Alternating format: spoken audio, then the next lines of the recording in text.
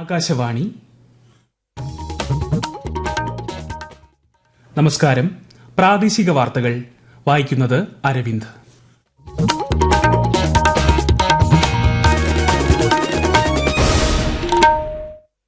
പ്രധാന വാർത്തകൾ. കേരളത്തിലെ കാലാവസ്ഥാ ദുരന്തങ്ങളുടെ പശ്ചാത്തലത്തിൽ ഇൻഷുറൻസ് ക്ലെയിമുകൾ വേഗത്തിൽ തീർപ്പാക്കാനും പണം നൽകാനും പൊതുമേഖലാ ഇൻഷുറൻസ് കമ്പനികൾക്ക് നിർദ്ദേശം നൽകി ധനമന്ത്രാലയം. ഉരുൾപൊട്ടലുണ്ടായ വയനാട്ടിൽ ഇന്നും ഊർജിത തിരച്ചിൽ. ദുരന്തത്തിൽ തകർന്ന ജനവാസ മേഖലയ്ക്ക് പകരമായി സുരക്ഷിതമായ മറ്റൊരു പ്രദേശത്ത് ടൌൺഷിപ്പ് നിർമ്മിക്കുമെന്ന് മുഖ്യമന്ത്രി പിണറായി വിജയൻ. വയനാട്ടിലെ ദുരന്ത മേഖലയിലേക്കുള്ള അനാവശ്യ യാത്രകൾ ഒഴിവാക്കണമെന്നഭ്യർത്ഥിച്ച് മന്ത്രി പി.എ. മുഹമ്മദ് റിയാസ്. ഉരുൾപൊട്ടലിൽ മരിച്ചവരുടെ ആശ്രിതർക്ക് ആശ്വാസധനം നൽകുന്നതിന് സംസ്ഥാന സർക്കാർ 4 കോടി രൂപ അനുവദിച്ചു. മുഖ്യമന്ത്രിയുടെ ദുരിതാശ്വാസ നിധിയിലേക്കുള്ള ധനസഹായം തുടരുന്നു. കർക്കടകവാവ് ദിനമായ ഇന്ന് പിതൃസ്മരണയിൽ സംസ്ഥാനത്തെ വിവിധ കേന്ദ്രങ്ങളിൽ ബലിതർപ്പണ ചടങ്ങുകൾ നടന്നു. പാരീസ് ഒളിമ്പിക്സിൽ ഷൂട്ടിംഗിലും അമ്പെയ്ത്തിലും ഇന്ന് ഇന്ത്യയുടെ മെഡൽ പ്രതീക്ഷ മങ്ങി. ഹോക്കി ക്വാർട്ടർ ഫൈനലിൽ ഇന്ത്യ നാളെ ബ്രിട്ടനെ നേരിടും. വാർത്തകൾ വിശദമായി.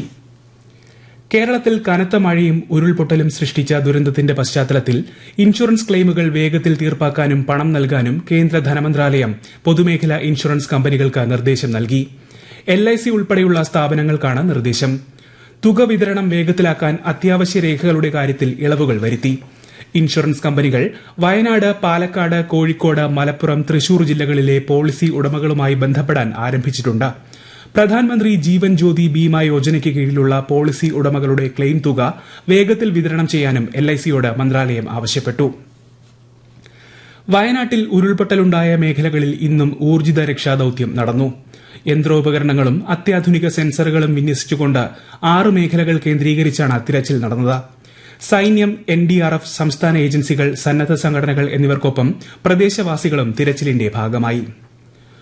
മലപ്പുറം ജില്ലയിലെ നിലമ്പൂർ വനമേഖലയിലും ചാലിയാറിന്റെ തീരങ്ങളിലും ഉരുൾപൊട്ടൽ ദുരന്തത്തിൽ അകപ്പെട്ടവർക്കായുള്ള തിരച്ചിൽ ഇന്നും നടന്നു.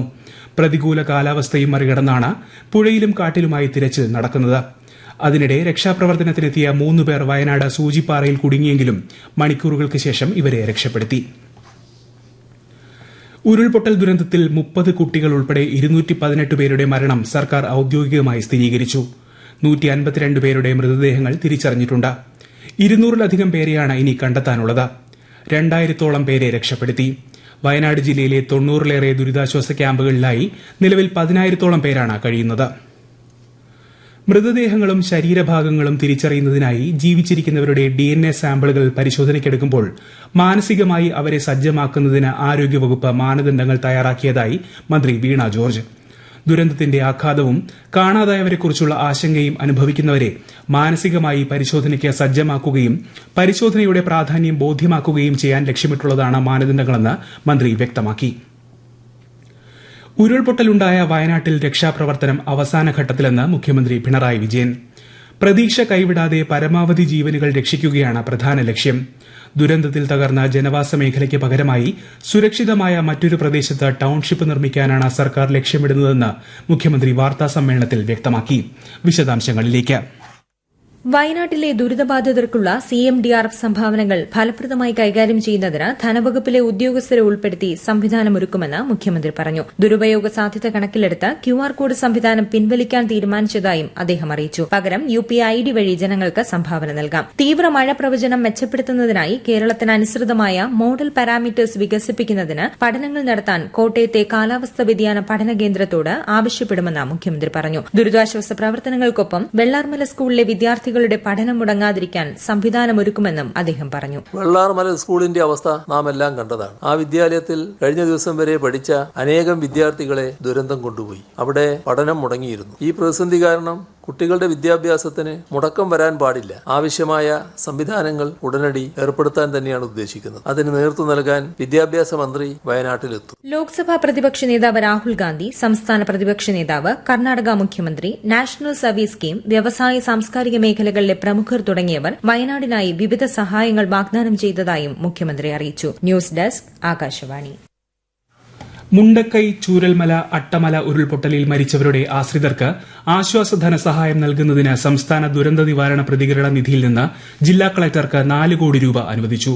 ദുരന്ത ബാധിതർക്കുള്ള സഹായമായി മുഖ്യമന്ത്രിയുടെ ദുരിതാശ്വാസ നിധിയിലേക്ക് കഴിയുന്നവരെല്ലാം സംഭാവന നൽകണമെന്ന് മുഖ്യമന്ത്രി അഭ്യർത്ഥിച്ചു. വിവിധ സംഘടനകൾ, സ്ഥാപനങ്ങൾ, വ്യക്തികൾ എന്നിവർ ദുരിതാശ്വാസ നിധിയിലേക്ക് സംഭാവന നൽകുന്നത് തുടരുകയാണ്. ഉരുൾപൊട്ടൽ മേഖലയിൽ ഇന്ന് സന്ദർശനം നടത്തിയ ചലച്ചിത്ര താരം ലഫ്റ്റനന്റ് കേണൽ മോഹൻലാൽ വിശ്വശാന്തി ഫൌണ്ടേഷൻ 3 കോടി നൽകുമെന്ന് അറിയിച്ചു. മുഖ്യമന്ത്രിയും ഭാര്യയും ദുരിതാശ്വാസ നിധിയിലേക്ക് സംഭാവന നൽകി. CPIM MLA-മാരും MP-മാരും 1 മാസത്തെ വേതനം ദുരിതാശ്വാസ നിധിയിലേക്ക് നൽകും. മുണ്ടക്കൈ, ചൂരൽമല പ്രദേശങ്ങളിലെ ഗുണഭോക്താക്കൾക്ക് ഈ മാസത്തെ റേഷൻ വിഹിതം സൌജന്യമായി നൽകുമെന്ന് ഭക്ഷ്യമന്ത്രി GR അനിൽ. ARD 44, 46 റേഷൻ കടകളിലെ ഗുണഭോക്താക്കൾക്കാണ് സൌജന്യ റേഷൻ നൽകുക. വയനാട്ടിലേക്ക് അനാവശ്യ യാത്രകൾ ഒഴിവാക്കണമെന്ന് മന്ത്രി PA മുഹമ്മദ് റിയാസ്. ദുരന്തമേഖല അനാവശ്യമായി സന്ദർശിക്കുന്നവർ രക്ഷാപ്രവർത്തനത്തിന് തടസ്സമാകുന്നുണ്ടെന്നും അത്തരം വാഹനങ്ങൾ തടയേണ്ടിവരുമെന്നും അദ്ദേഹം വ്യക്തമാക്കി. ഭക്ഷണ സാധനങ്ങളുമായി ദുരിതാശ്വാസ ക്യാമ്പുകളിലേക്കുള്ള സന്ദർശനവും ഒഴിവാക്കണമെന്ന് മന്ത്രി പറഞ്ഞു. ഈ വാർത്തകൾ ആകാശവാണിയിൽ നിന്ന്. ആകാശവാണി തിരുവനന്തപുരം പ്രാദേശിക വാർത്താ വിഭാഗം അവതരിപ്പിക്കുന്ന പ്രത്യേക പരിപാടിയായ നല്ല വാർത്ത എല്ലാ ശനിയാഴ്ചയും വൈകുന്നേരം 6:40 പ്രക്ഷേപണം ചെയ്യുന്നു.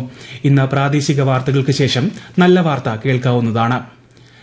കേരള തീരം മുതൽ തെക്കൻ ഗുജറാത്ത് തീരം വരെയുള്ള ന്യൂനമർദ്ദ പാത്തിയുടെ ഫലമായി സംസ്ഥാനത്ത് ശക്തമായ മഴ തുടരുമെന്ന് കേന്ദ്ര കാലാവസ്ഥാ വകുപ്പ്.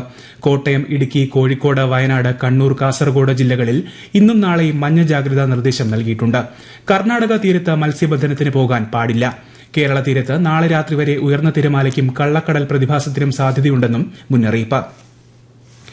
ഇടുക്കി മുല്ലപ്പെരിയാർ അണക്കെട്ട് തുറക്കേണ്ട സാഹചര്യം ഉണ്ടായാൽ ആവശ്യമായ എല്ലാ മുന്നൊരുക്കങ്ങളും ജില്ലാ ഭരണകൂടം സ്വീകരിച്ചിട്ടുണ്ടെന്ന് കളക്ടർ അറിയിച്ചു.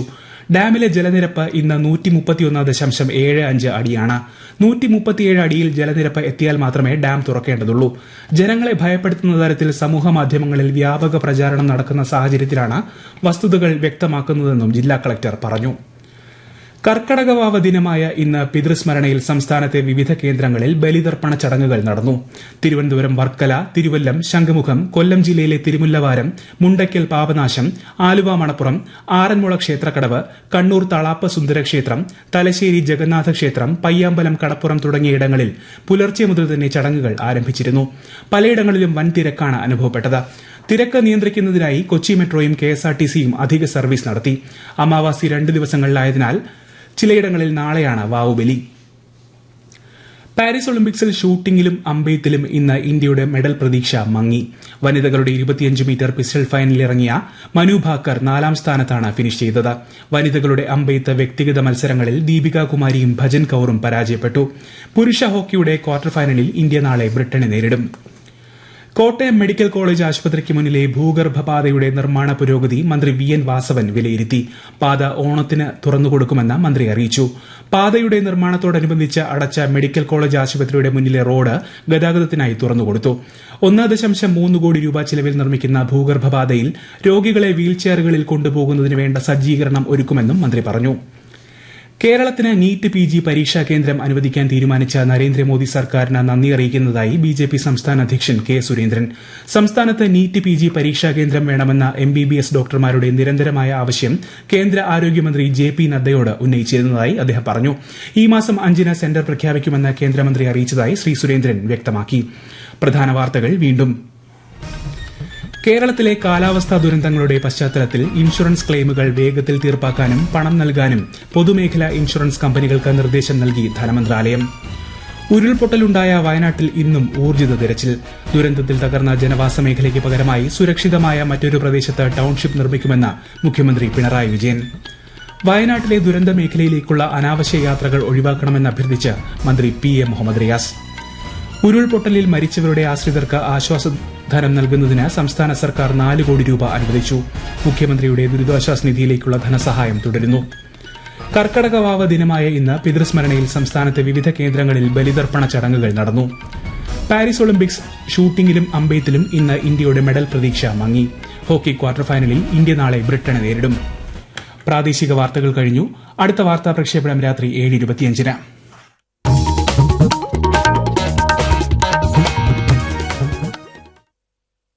ആകാശവാണി